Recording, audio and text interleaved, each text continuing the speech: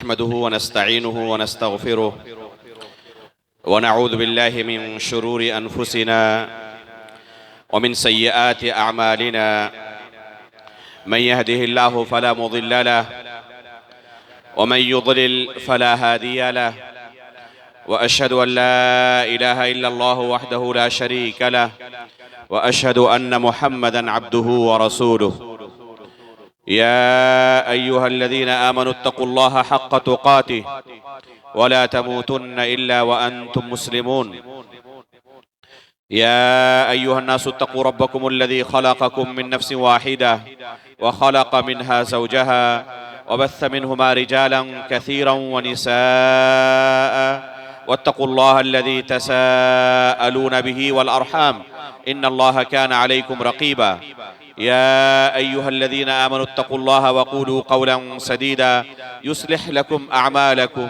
व यग़फिर लकुम ज़ुनूबकुम व मन युतिइल्लाह व रसूलहु फ़क़द फ़ाज़ फ़ौज़न अज़ीमा अम्मा बअद फ़इन्न अस्दक़ल हदीस किताबुल्लाह व अहसनल हदी हदी मुहम्मदिन सल्लल्लाहु अलैहि वसल्लम व शर्रल उमूरि मुहदसातुहा व कुल्ल मुहदसतिन बिदअह व कुल्ल बिदअतिन ज़लालह व कुल्ल ज़लालतिन फ़िन्नार। क़ाल अल्लाहु अज़्ज़ व जल फ़ी किताबिही व इन जाहदाक अला अन तुश्रिक बी मा लैस लक बिही इल्म फला तुतिअहुमा व साहिबहुमा फ़िद दुनिया मअरूफ़ा। मुअज़्ज़ज़ व मुकर्रम हाज़िरीन मजलिस, बुजुर्गों, दोस्तों, इस्लामी भाइयों और पर्दा नशीन माओ बहनों, एक इंसान हमेशा जब किसी मुसीबत में गिरफ्तार होता है तो उस वक्त उसके नजदीक जो सबसे कीमती चीज होती है उसकी हिफाजत की सबसे ज्यादा कोशिश करता है। अगर कोई किसी बिल्डिंग में हो और उसे खबर पहुंचे कि इस बिल्डिंग में आग लग गई है और चंद मिनटों के अंदर ये बिल्डिंग तहस नहस होने वाली है, तो इस मौके पर अपने वक्त के हिसाब से वो कोशिश करेगा सबसे कीमती चीजें उसकी जिंदगी में जो हैं इनको किसी तरह बचाकर इस बिल्डिंग से बाहर निकल जाए।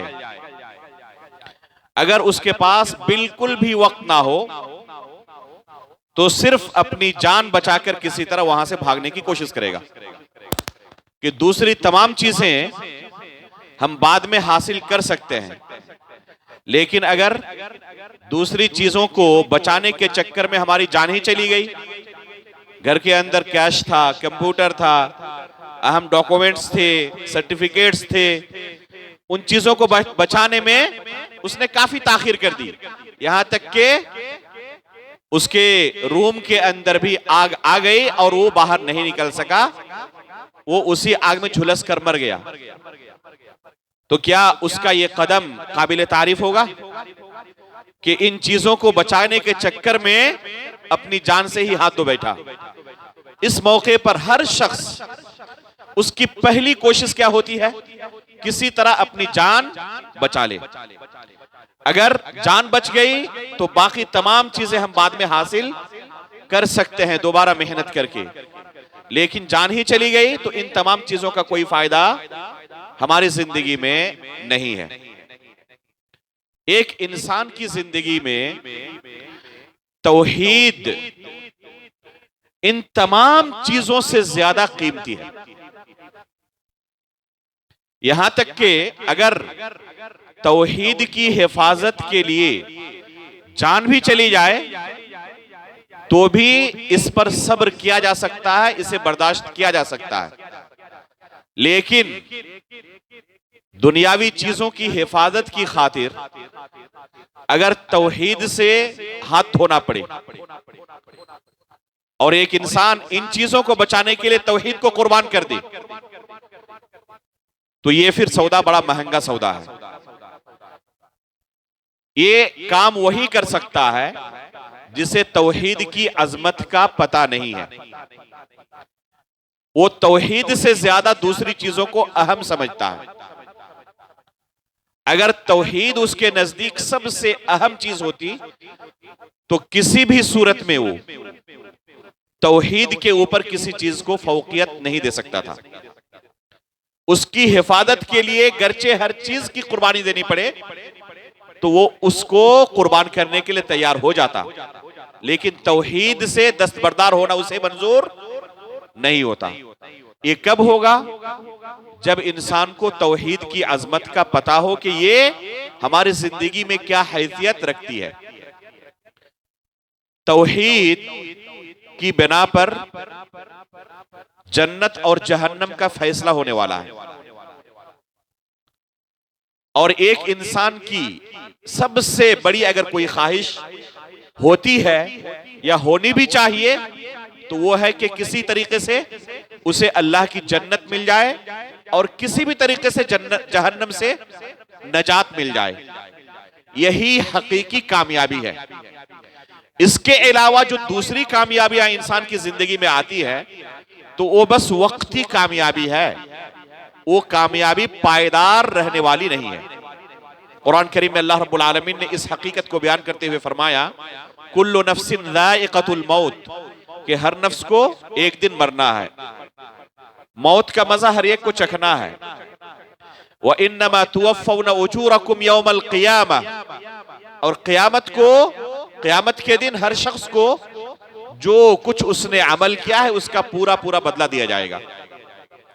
फमन ज़ुहज़िहा अनिन नार व उदखिलल जन्नत फ़क़द फ़ाज़, जो शख्स जहन्नम से बचा लिया गया और जन्नत के अंदर जिसे दाखिल कर दिया गया, जहन्नम से नजात मिल गई, जन्नत में दाखिला मिल गया, अल्लाह रब्बुल आलमीन फरमाते हैं फ़क़द फ़ाज़, तो ये बंदा कामयाब हो गया। हकीकी कामयाबी यही कामयाबी है। वमल हयातुद दुनिया इल्ला मताउल गुरूर, और दुनियावी जो जिंदगी है ये बस धोखे का एक सामान है। ये जिंदगी दुनियावी चाहे जितनी भी लंबी क्यों ना हो जाए खत्म होने वाली है।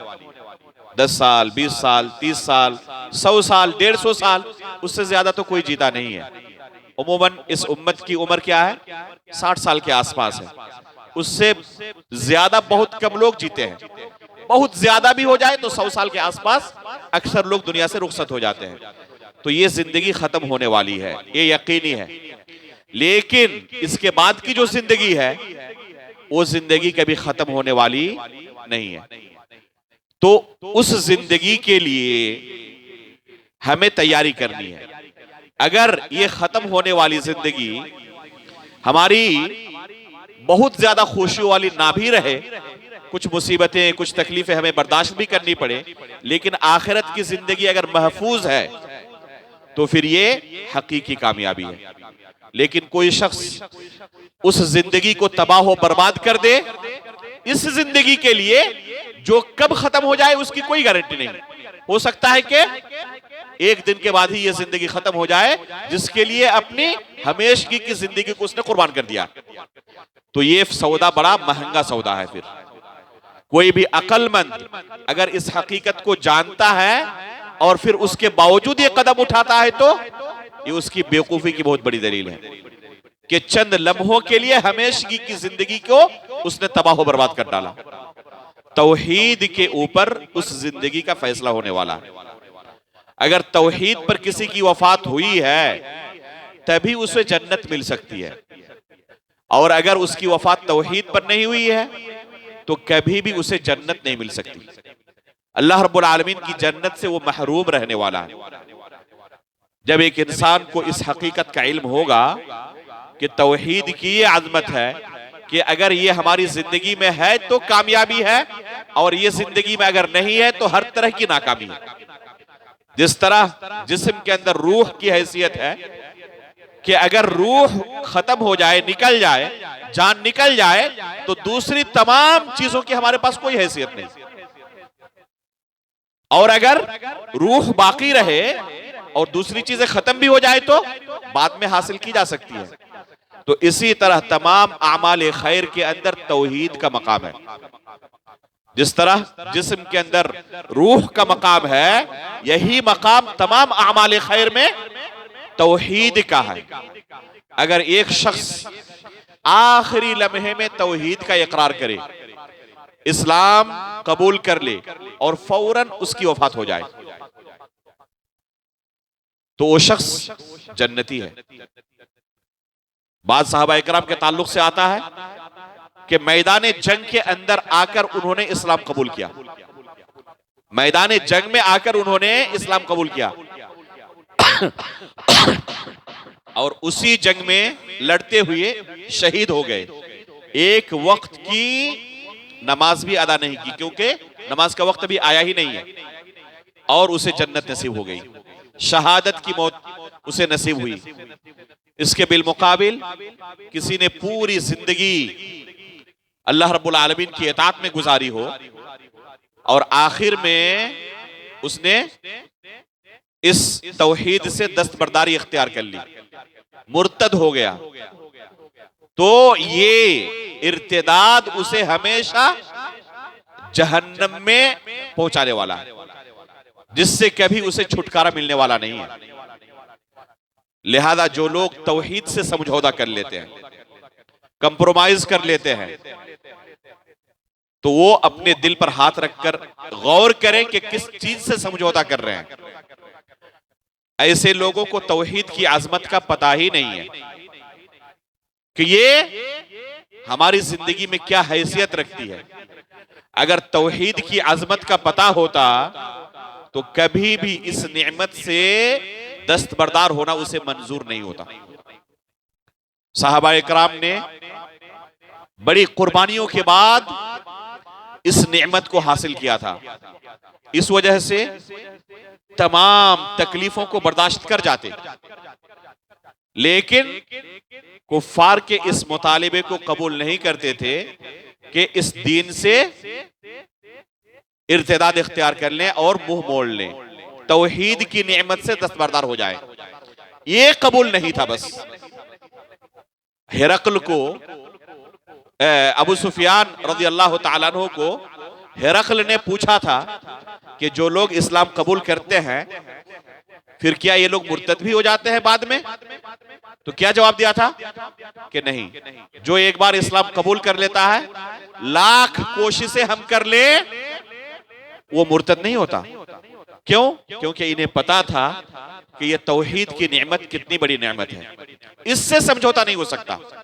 साद बिन अबी वक्कास रज़ी अल्लाह तआला अन्हु, जिन्होंने सबसे पहले इस्लाम कबूल किया था, जिन लोगों ने सबसे पहले अल्लाह के रसूल के हाथों पर इस्लाम कबूल किया था, उनमें से ये कौन है? साद इब्न अबी वक्कास रज़ी अल्लाह तआला अन्हु, अशरा मुबश्शरा में जिनका यह शुमार होता है। जब इन्होंने इस्लाम कबूल किया तो उनकी वालिदा भूख हड़ताल पर बैठ गई, बार बार अपने बेटे से रिक्वेस्ट करने लगी कि इस दीन को छोड़ दो, जो अपने पुराने आबाई दीन की तरफ लौट आओ। वो ये समझ रही थी कि इस तरह अगर मैं अपने बेटे के साथ तामुल करूं तो इनका दिल नरम हो जाएगा और मां की मोहब्बत से इस दीन को छोड़ देगा। खाना पीना तर्क कर दिया, दिन भर गुजर गया, काफी मनाते रहे, समझाते रहे, लेकिन टस से मस नहीं हुई। एक दिन गुजर गया, दूसरा दिन आया, दूसरा दिन भी गुजर गया, भूखे प्यासे कुछ नहीं खा रही हैं। जब तक इस तौहीद से दस्तबरदार नहीं होगे तब तक एक दाना नहीं खाने वाली।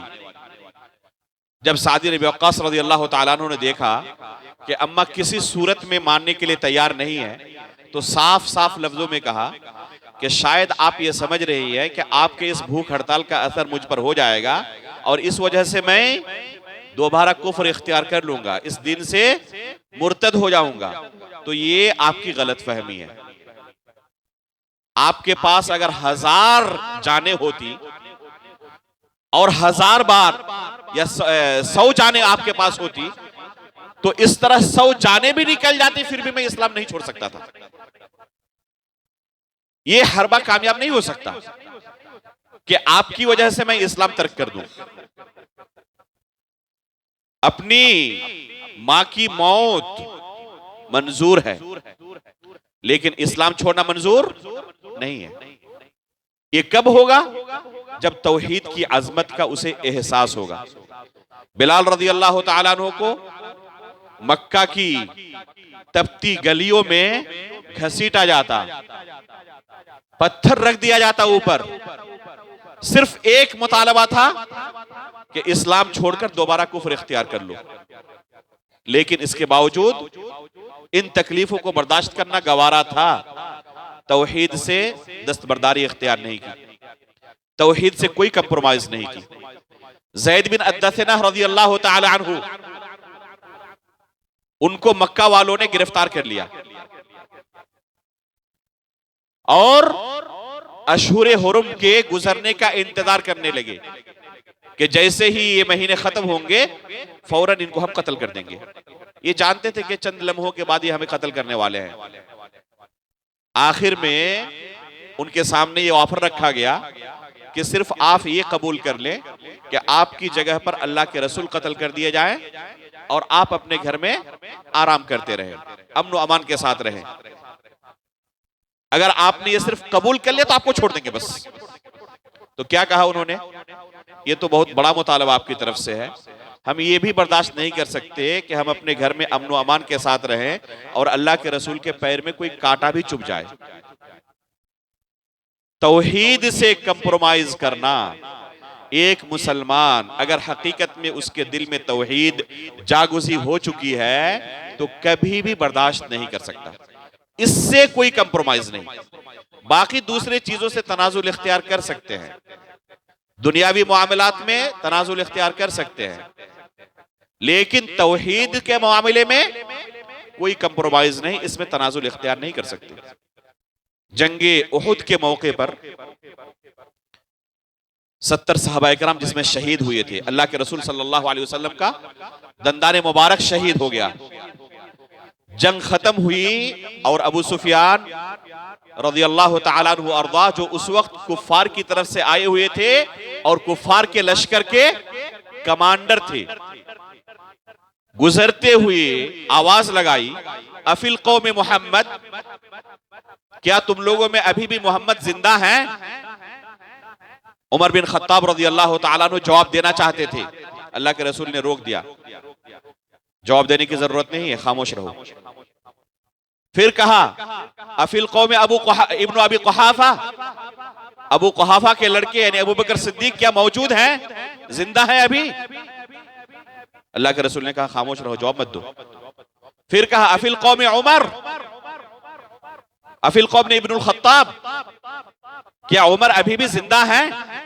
खामोश रहने के लिए अल्लाह के रसूल ने कहा, कोई जवाब नहीं दिया। उसके बाद अबू सुफियान ने कुफरिया नारा बुलंद किया, ओलो हुबल। तो अल्लाह के रसूल ने कहा कि अब जवाब दो, अब खामोश नहीं रहना, अब तौहीद का मसला आ गया है। वो अपने बातिल माबूदों के जय जयकार कर रहा है, अब खामोश नहीं रहना, अब जवाब दो। कहा कि क्या जवाब दूं? कहो कहो आला अल्लाह आला व अजल, ये तौहीद का नारा बुलंद करो, अल्लाह आला व अजल।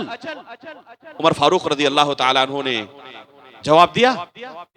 फिर कहा, लना उस्सा वला उस्सा लकुम, अल्लाह के रसूल ने कहा जाओ तो।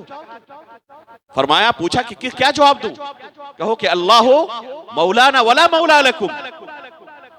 अल्लाह के रसूल के बारे में तानो तशनी की, अबू बकर सिद्दीक के बारे में तानो तशनी की, उमर फारूक के बारे में तानो तशनी की।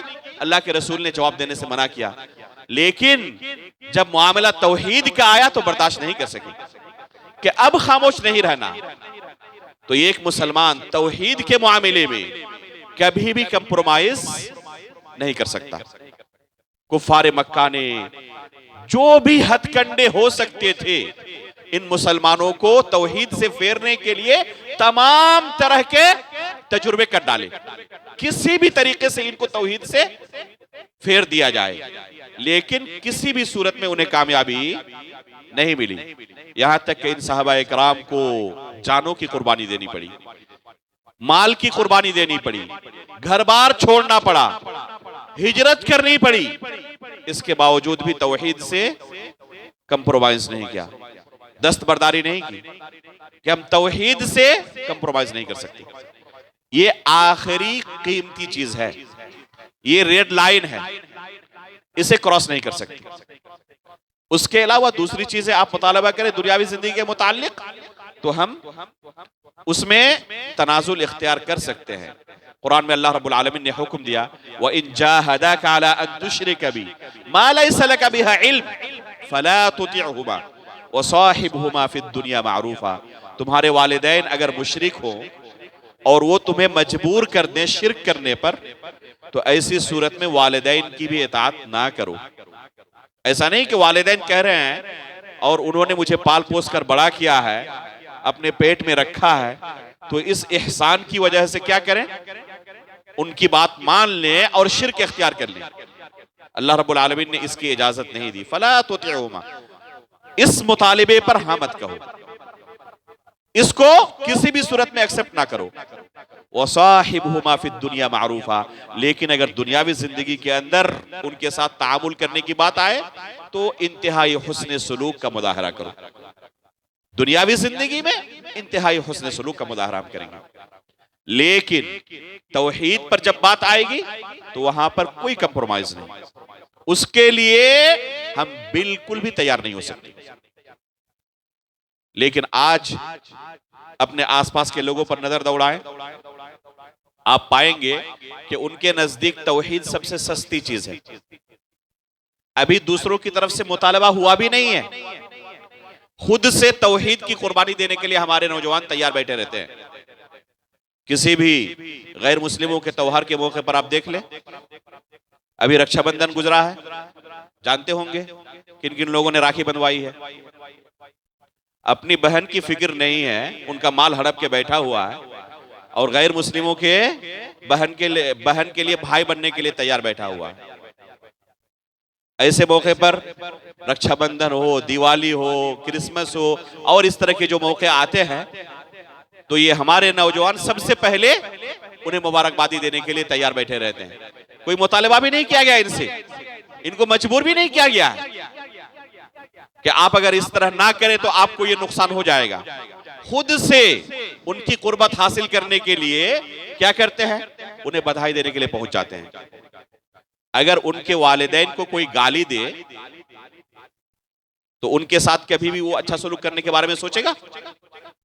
लेकिन अल्लाह रब्बुल आलमीन को गाली दे रहा है और उसे कोई फर्क नहीं पड़ता, बढ़ चढ़कर उसके त्योहार में जाके वो शिरकत भी करता है और मुबारकबादी भी पेश करता है।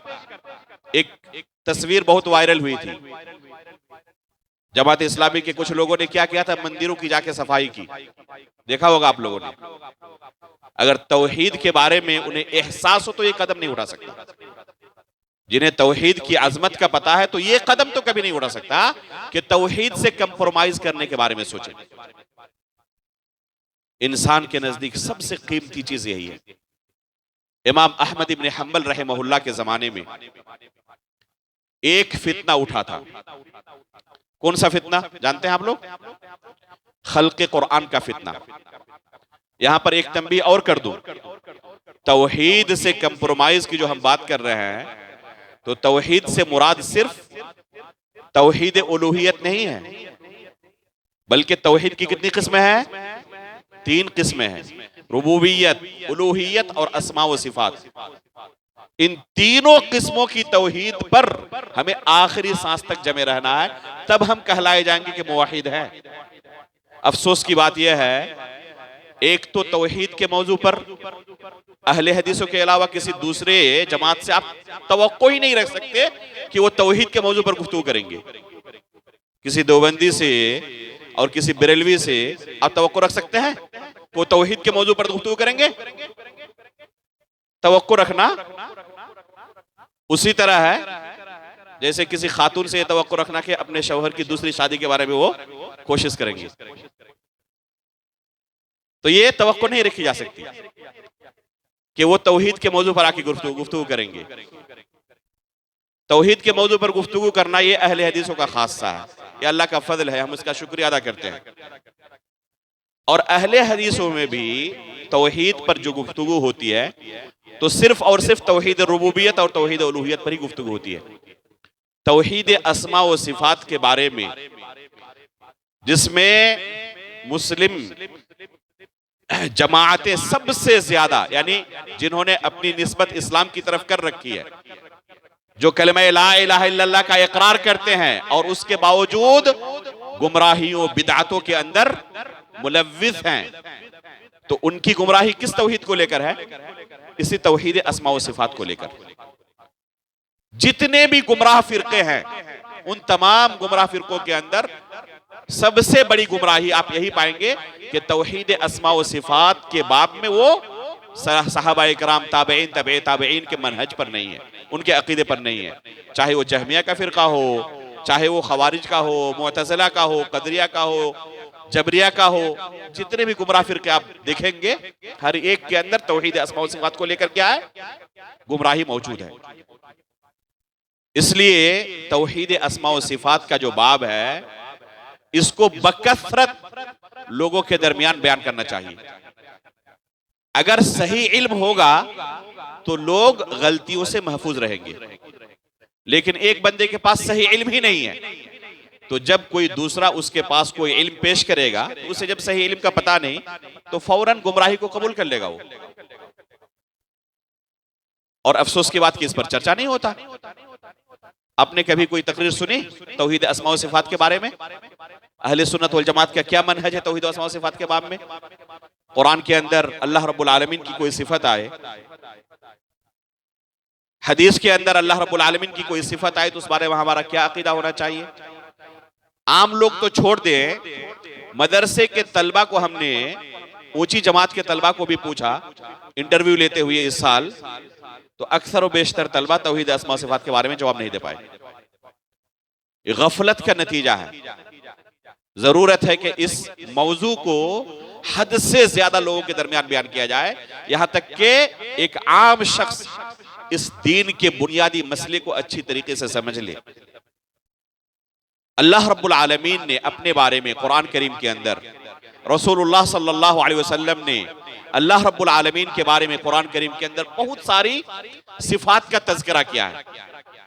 एक मुसलमान का अकीदा इन तमाम अस्मा के बारे में, सिफात के बारे में ये होना चाहिए कि जो भी अल्लाह ने अपने लिए बयान किया है या अल्लाह के रसूल ने अल्लाह रब्बुल आलमीन के लिए बयान किया है, हम उन तमाम चीजों को अल्लाह रब्बुल आलमीन के लिए साबित मानते हैं, तहरीफ नहीं करते और ना कैफियत बयान करते हैं और ना किसी सिफत का इनकार करते हैं, ना तशबीह देते हैं। इस तरीके से हम अल्लाह रब्बुल आलमीन पर ईमान लाएंगे जिस तरह अल्लाह रब्बुल आलमीन ने कुरान करीम के अंदर बयान किया है, अल्लाह के रसूल ने अल्लाह रब्बुल आलमीन के बारे में बयान किया है। एक गुमराह फिरका गुजरा है जहमिया के नाम से। ये गुमराह फिरका जहम बिन सफवान की तरफ मंसूब है। इसका बानी कौन है? जहम बिन सफवान। जाद इब्न दिरहम से इसने ये बिदात सीखी थी कि अल्लाह रब्बुल आलमीन की सिफात नहीं है, अल्लाह रब्बुल आलमीन अर्श पर मुस्तवी नहीं है। ये जाद इब्न दिरहम पहला शख्स था इस उम्मत के अंदर जिसने अल्लाह रब्बुल आलमीन के अर्श पर होने का इनकार किया था। ये इनकार अगर कोई करे तो काफिर हो जाएगा। ये कुफ्र है, ये तौहीद के अंदर डाका डालना है। लोग सिर्फ तौहीद के अंदर डाका डालना किसे समझते हैं? अगर शिर्क किया जाए तो बस, गैरुल्लाह की इबादत की जाए तो बस यही तौहीद के अंदर खलल है। लेकिन कोई अल्लाह रब्बुल आलमीन की सिफात का इनकार करे खुल्लम खुल्ला, उससे कोई फर्क नहीं पड़ता। ये भी तौहीद के अंदर डाका डालना है। ये तौहीद की तीसरी किस्म है, तौहीद अस्मा व सिफात। जाद इब्न दिरहम ने क्या किया? अल्लाह रब्बुल आलमीन के आसमान अर्श पर होने का इनकार किया, अल्लाह रब्बुल आलमीन के सिफत कलाम का इनकार किया। अल्लाह रब्बुल आलमीन कलाम नहीं करता इसके नजदीक, तो फिर कुरान क्या है? तो अल्लाह की मखलूकात में से एक मखलूक है, नऊज़ु बिल्लाहि मिन ज़ालिक। ये अल्लाह की सिफत है। अल्लाह रब्बुल आलमीन ने कलाम किया है। हमारा अकीदा क्या होना चाहिए सिफत कलाम के बारे में, कुरान करीम के बारे में? कि अल्लाह रब्बुल आलमीन ने कलाम किया है। अल्लाह रब्बुल आलमीन कलाम करने की सिफत से मुत्तसिफ है। जब चाहे अल्लाह रब्बुल आलमीन कलाम कर सकता है, ये उसकी मशीयत के तहत है। अल्लाह रब्बुल आलमीन ने आदम अलैहिस्सलाम के साथ कलाम किया, फरिश्तों के साथ कलाम किया, उन्हें सजदा करने का हुक्म दिया। अल्लाह रब्बुल आलमीन ने मूसा अलैहिस्सलाम के साथ कलाम किया, व कल्लम अल्लाह मूसा तकलीमा। अल्लाह रब्बुल आलमीन ने अल्लाह के रसूल के साथ कलाम किया मेराज की रात को। क़यामत के दिन अल्लाह रब्बुल आलमीन लोगों से कलाम करेंगे, उनके कानों में सरगोशी करेंगे, तुमने ये गुनाह किया था, ये गुनाह किया था। तो अल्लाह रब्बुल आलमीन कलाम करने की सिफत से मुत्तसिफ है, हमारा यह अकीदा है। और कलाम किसे कहते हैं? कलाम कहते हैं जिसमें दो सिफतें पाई जाए, दो चीजें पाई जाए, हर्फ हो और सौत हो। बगैर हर्फ के कलाम मुमकिन नहीं है। किसी को आपने कहा या फला ताल, ऐ फला शख्स आओ, तो या और अलिफ मिलकर या होता है। बगैर हर्फ के कलाम मुमकिन है? तस्वुर ही नहीं हो सकता। और उसमें आवाज भी जरूरी है, वॉइस भी जरूरी है। इसको कलाम कहते हैं। अशाइरा नाम की एक जमात है, गुमराह जमात है। इसका नजरिया है कि अल्लाह रब्बुल आलमीन का कलाम हर्फ और सौत से मुत्तसिफ नहीं है, हर्फ और सौत से वॉइस नहीं होता। तो अल्लाह रब्बुल आलमीन की सिफत कलाम का एक तरह से इनकार है ये। और देवबंदी हजरात क्या कहते हैं? बादाब्ता अल मुहन्नद अल मुफन्नद में खलील अहमद सहारनपुरी लिखते हैं कि हम अकीदे के बाब में, उसूल के बाब में किन की तकलीद करते हैं? अबू मंसूर अल मातुरीदी की और अबुल हसन अशआरी की, जो के मजहब अशायरा का बानी है। फिरक़े अशायरा का क्या है? ये बानी है। और सराहत करते हैं कि हम इसी मजहब की तकलीद करते हैं। और उनका अकीदा क्या है अल्लाह रब्बुल आलमीन के कलाम के बारे में? कि अल्लाह रब्बुल आलमीन कलाम करने की सिफत से मुत्तसिफ नहीं, जो कलाम हर्फ और सौत के साथ हो। शेखुल इस्लाम अल्लामा इब्ने तैमिया रहमहुल्लाह ने अशाइरा के इस बातिल अकीदे पर रद्द करने के लिए एक किताब लिखी है, और उसमें एक दो नहीं 90 दलाइल का तज़किरा किया है कि अशाइरा के ये अकीदा बातिल अकीदा है, जो कहते हैं कि अल्लाह रब्बुल आलमीन का कलाम हर्फ और सौत से मुत्तसिफ नहीं। और उस किताब का नाम अत्तिस्ईनिया रखा है। इसी तरह इमाम सिज्जी रहमहुल्लाह ने अहले ज़बीद को एक खत लिखा था, जो 2 जिल्दों के अंदर मतबू है, रिसालतुस सिज्जी इला अहले ज़बीद फिर रद्द अला मन अनकर अल हर्फा वस्सौत, कि जो लोग अल्लाह रब्बुल आलमीन के लिए हर्फ और सौत का इनकार करते हैं, उनके ऊपर रद्द करते हुए दलाइल का अंबार लगा दिया है। तो ये अहले सुन्नत वल जमात का अकीदा है अल्लाह रब्बुल आलमीन के इस सिफत के बारे में कि अल्लाह रब्बुल आलमीन कलाम करने की सिफत से मुत्तसिफ है। ऐसा कलाम जिसे सुना जा सके, समझा जा सके, यह है हमारा अकीदा। आप लोगों से पूछ लें, बहुत सारे लोग बता ही नहीं पाएंगे कि अल्लाह रब्बुल आलमीन के सिफत कलाम के बारे में हमारा अकीदा क्या होना चाहिए। तो ऐसे लोगों को अगर कोई कहे कि कुरान अल्लाह की मखलूक है, तो फौरन कबूल कर लेगा वो। और अहले सुन्नत वल जमात, सहाबा, ताबईन, तबे ताबईन, सलफ के यहाँ ये इतना मशहूर अकीदा था कि अगर कोई शख्स अल्लाह रब्बुल आलमीन के कलाम को, कुरान करीम को मखलूक कहे, तो बिल इजमा उसे काफिर समझते थे। कि अगर कोई शख्स कुरान करीम को मखलूक कहे तो क्या हो जाएगा? काफिर हो जाएगा। इमाम इब्ने अबी हातिम अर्राज़ी ने इजमा नकल किया है तमाम सलफ़े सालिहीन का कि कुरान को मखलूक कहने वाला काफिर है, और ऐसे शख्स को जो काफिर ना समझे वो भी काफिर है। तमाम सलफ़े सालिहीन का इस बारे में इजमा था। जाद इब्न दिरहम ने ये बातिल अकीदा लोगों के दरमियान फैलाना शुरू किया कि अल्लाह रब्बुल आलमीन कलाम की सिफत से मुत्तसिफ नहीं, और कुरान क्या है? मखलूक है। उस जमाने के इराक के गवर्नर खालिद इब्न अब्दुल्ला अल क़ुसरी रहमहुल्लाह, उन्होंने उलमाए ताबईन से मशवरा करने के बाद कि इस शख्स की सजा क्या होनी चाहिए, तमाम उलमा ने बिल इजमा उन्हें फतवा दिया कि हुज्जत कायम करने के बाद अगर ये तस्लीम ना करे तो इसको कत्ल कर दिया जाए। और बिल आखिर उसे ईद के दिन उन्होंने कत्ल किया लोगों के मजमे में।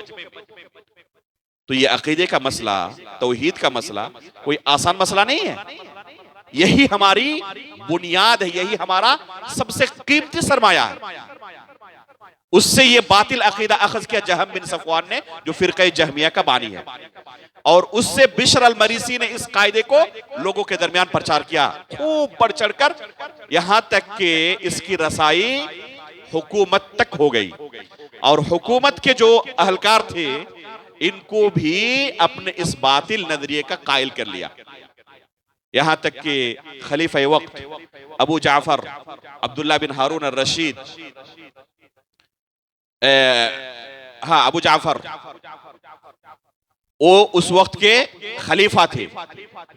उन्होंने लोगों के दरमियान ऐलान किया कि जो भी इस अकीदे को कबूल ना करे, जो भी इस बातिल अकीदे को कबूल ना करे, उसे सजा दी जाए। और जितने उलमा थे उनका इम्तिहान लेना शुरू किया। तमाम उलमा को पूछा जाता, कुरान के बारे में आपका अकीदा क्या है, मखलूक मानते हैं नहीं मानते? जो भी इनकार करता क्या सजा मिलती? उसे सलाखों के पीछे डाल दिया जाता और यही उसकी सजा होती, जारी रहती। इमाम अहमद इब्न हंबल रहमहुल्लाह बगदाद में रहते थे। वहां के हाकिम को लेटर लिखा कि आपके इलाके में जो उलमा है उनका इम्तिहान ले आया। अक्सर व बेशतर लोगों ने अपनी जान बचाने के लिए इस कलमे कुफ्र को अदा करना मंजूर कर लिया। यहां पर यह मसला भी ज़हन नशीन रहे कि अगर कभी कोई किसी को कलमे कुफ्र अदा करने पर मजबूर करे और उसका दिल ईमान पर मुतमईन हो और सामने वाले को सिर्फ गुमराह करने के लिए, अपनी जान बचाने के लिए कलमे कुफ्र अदा कर ले, तो इससे काफिर नहीं हो जाता वो। इल्ला मन उक्रिहा व क़ल्बुहु मुतमइन्नुन बिल ईमान। अल्लाह रब्बुल आलमीन ने फरमाया कि कोई अगर मजबूर कर दिया जाए और उसका दिल ईमान पर मुतमईन हो तो उसको रुखसत है। वो अगर इस रुखसत को हासिल करना चाहे तो उसको इजाजत है, लेकिन शर्त है कि दिल ईमान पर मुतमईन हो। और अल्लाह ताला दिल के हाल के बारे में जानता है, कोई इंसान इस बारे में फैसला नहीं कर सकता। इमाम अहमद इब्न हंबल रहमहुल्लाह, अबू सईद अल क़वारीरी, अबुल हसन अस-सज्जादा और मोहम्मद इब्न नूह, ये चार लोग आखिर में बच गए जिन्होंने इस कलमे कुफ्र को अपनी जबान से अदा करना कबूल नहीं किया। इनको सजा देनी शुरू की, कोड़े बरसाए गए। दूसरे दिन दो लोगों ने कबूल कर लिया, सजा बर्दाश्त नहीं कर सके। अबुल हसन अस-सज्जादा, अबू सईद अल क़वारीरी, इन दोनों ने कबूल कर लिया, इन दोनों को छोड़ दिया गया। मोहम्मद इब्न नूह और इमाम अहमद इब्न हंबल रहमहुल्लाह पर कोड़े बरसाना शुरू किया। जल्लाद जो मारता था इमाम अहमद इब्न हंबल रहमहुल्लाह को, मारते मारते थक जाता और कहता कि दोबारा आराम करने के बाद आऊंगा, थक चुका हूं, अब मार नहीं सकता। उसके बावजूद इमाम अहमद इब्न हंबल रहमहुल्लाह तौहीद से कंप्रोमाइज करना कबूल नहीं करते। पूरी उम्मत देख रही मेरी तरफ, ये जाहिल नहीं जानते दीन के इन मसाइल को, वो मेरी तरफ नजर उठाकर देख रहे हैं कि इमाम अहमद क्या कहते हैं। जो इमाम अहमद कहेंगे वही सही बात होगी, अगर मैं कबूल कर लूं तो पूरी उम्मत फिसल जाएगी। इमाम अहमद बिन हंबल रहमहुल्लाह अपनी पीठ पर कोड़े खा रहे हैं, लेकिन इस जबान से कलमे कुफ्र को अदा करना गवारा नहीं करते। बिल आखिर इन दोनों को भेजा गया कि बादशाह के पास भेजा जाए और वही इनकी सजा हो जारी। रास्ते में मोहम्मद इब्न नूह की वफात हो गई। अकेले इमाम अहमद बिन हंबल को बेड़ियों के अंदर जकड़ के ले जा रहा है और इमाम अहमद रास्ते में दुआ कर रहे हैं कि अल्लाह उनकी शक्ल सूरत मुझे मत दिखाना। रास्ते में खबर मिलती है कि बादशाह वक्त की वफात हो गई। इमाम अहमद बिन हंबल रहमहुल्लाह की दुआ कबूल हुई और उनकी शक्ल नहीं देख सके। फिर दोबारा वापस भेजा गया बगदाद। नए खलीफा जो आए उन्होंने भी उसी बातिल अकीदे को जारी रखा और इमाम अहमद बिन हंबल रहमहुल्लाह पर सजाओं का सिलसिला जारी रहा, यहां तक कि मुतवक्किल बिल्लाह रहमहुल्लाह खलीफा हुए और अल्लाह रब्बुल आलमीन ने उनके हाथों सुन्नत का बोलबाला किया। और फिर इमाम अहमद बिन हंबल रहमहुल्लाह पर पाबंदी हटाई गई, फिर दर्स व तदरीस के लिए बैठने लगे। खुलासा ये कि हमारे असलाफ ने इस अकीदे तौहीद की हिफाजत के लिए बड़ी कुर्बानियां दी हैं। ये कौन करेगा? जिसको इस तौहीद की अजमत का पता होगा। लेकिन अगर किसी को इस तौहीद से कोई सरोकार ही नहीं है, इसकी अहमियत का उसे अंदाजा ही नहीं है, तो उससे तलब करने की जरूरत नहीं है, पहले से वो तैयार के बैठा होगा लोगों को उनके बातिल अकायद और नजरियात पर मुबारकबादी तक देने के लिए। ये लोग ये समझते हैं कि इससे उनकी नजर में हम अच्छे हो जाएंगे और ये हमसे बड़े खुश हो जाएंगे। ये बहुत बड़ी गलतफहमी है। कुरान में अल्लाह रब्बुल आलमीन इरशाद फरमाता है क्या, वलन तरदा अनकल यहूद वलन